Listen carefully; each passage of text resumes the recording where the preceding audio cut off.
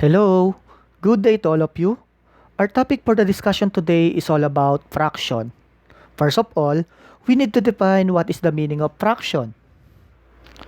Fraction is a way of representing a whole divided into equal parts. So I have here an example of fraction. 1/2. The upper part is what we call the numerator and the lower part is what we call the denominator. There are three types of fraction. Number 1, proper fraction. Number 2, improper fraction. Number 3, mixed fraction. Let us identify each type of fraction. Number 1, proper fraction. Proper fraction is a fraction which is the numerator is smaller than the denominator. Example, we have 1/2. Another example, 3/5. Another example, 6/7. Again, proper fraction numerator is smaller than the denominator. Number 2, improper fraction. Improper fraction is a fraction which is the numerator is bigger than the denominator. Example, 3/2 or 3/2. Another example, 7/4. Another example, 8/5. Again, improper fraction is a fraction which is the numerator is bigger than the denominator. The last type of fraction is mixed fraction. Mixed fraction is a fraction which is combination of a whole number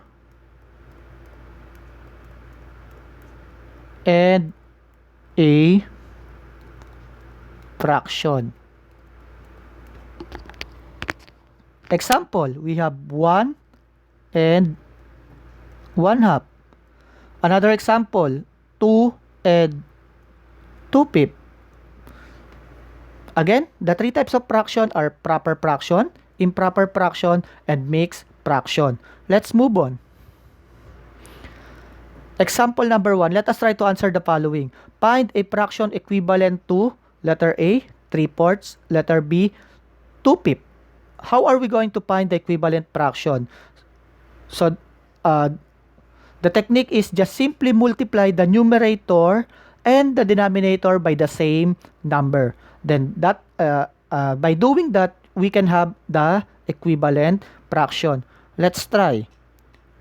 So 3/4. Let us try to multiply the numerator and denominator by 2. So the product will be 6/8. So 6/8 is an equivalent fraction of 3/4. Another example, 3/4. Let us try to multiply them by 5.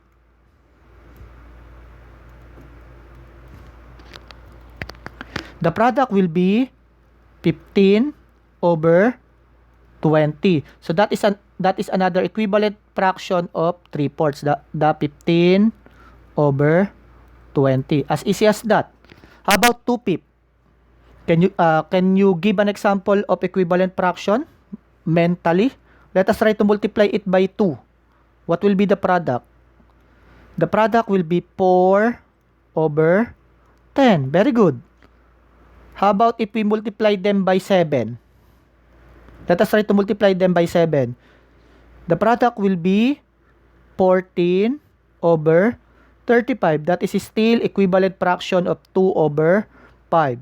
Again, in finding the equivalent fraction, just simply multiply the numerator and the denominator by the same number. As easy as that.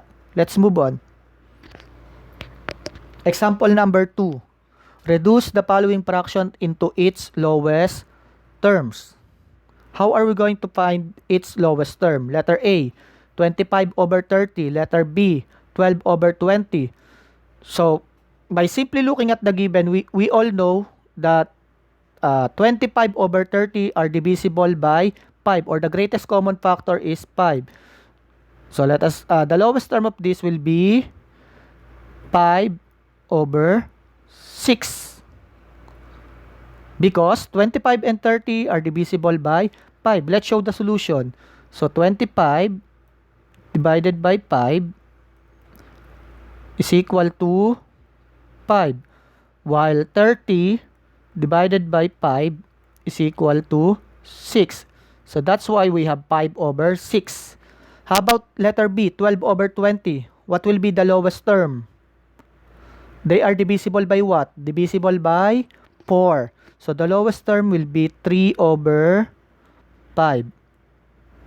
Okay? Let's try a harder problem. How about this one? Letter C, 36 over 88. What will be the lowest term?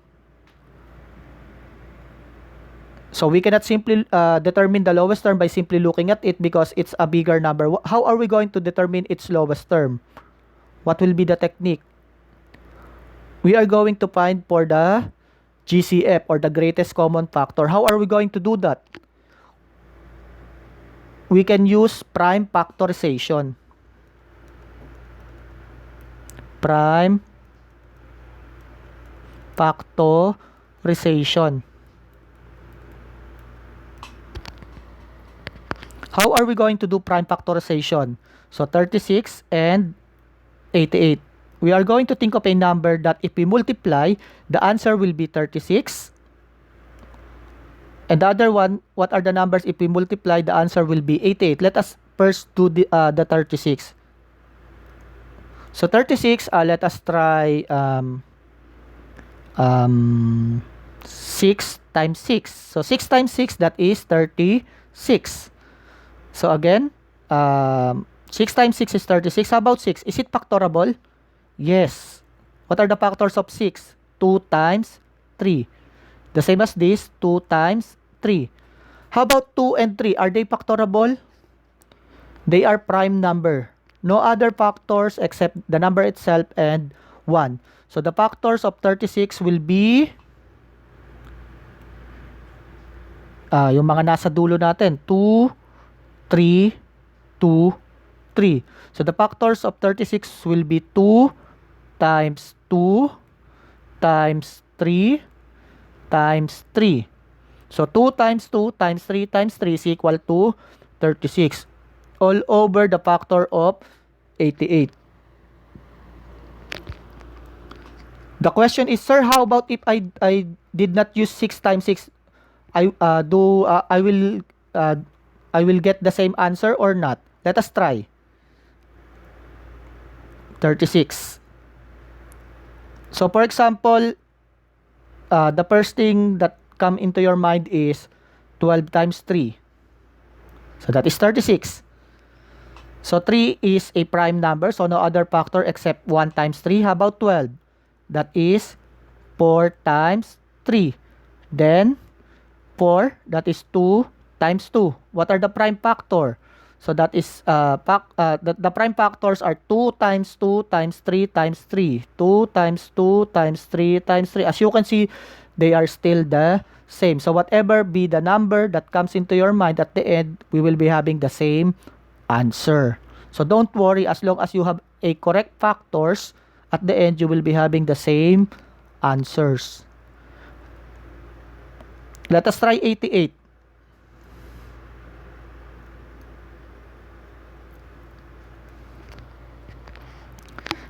We have 8 times 11. How about 11? Are there factors for 11? 11 is a prime number, so no other factors except the number itself and 1. How about 8? That is 4 times 2. Then 4, that is 2 times 2. What are the prime factors? So 2, 2, 2, 11. So the factors of 88 will be 2 times 2 times 2 times 11. Then we can cancel out the same. What are the same in numerator and the denominator? So we have 2 here. We can cancel 2 here and the 2 in the denominator. So we have another the same. 2 and 2. So no more. Then after that, just simply multiply the remaining factors. So 3 times 3, that is 9. Then 2 times 11, that is 22. So the lowest term of 36 over 88 is 9 over 22. So the GCF or the greatest common factor are the factors that is being cancelled, which is 2 times 2, that is 4. So they are divisible by 4. So 36 divided by 4, that is 9. 88 divided by 4, that is 22. So now the lowest term of 36 over 88 is 9 over 22. As easy as that. Remember that. Example number 3. Write the following improper fractions into mixed fractions. So we have a given of improper fractions. We are asked to change it into mixed fractions. How are we going to do that? Letter A, 14 over 3. Letter B, 51 over 8. So what we are going to do is just simply divide the numerator by the denominator. Okay? Let us rewrite it in the form of division. So 14 divided by 3. So 14 divided by 3, that is 4. So 4 times 3, that is 12. Then subtract 14 minus 12. The difference is 2. Okay? So remember, whatever be the quotient here, that will be a whole number. That will be your whole number. Then the remainder, this is your remainder. That is your numerator. And then the divisor, that is your denominator. So the mixed fraction of 14 over 3 is 4 and 2/3. So this is the mixed fraction. Let us try letter B. 51 over 8. So what are we going to do? We are going to write it into division form. 51 divided by 8. So 51 divided by 8, that is, it will give us 6. So 6 times 8, 48. So 51 minus 48, that is 3. Again, whatever be the quotient here, that will be the whole number, which is 6. Then the remainder, that is your numerator.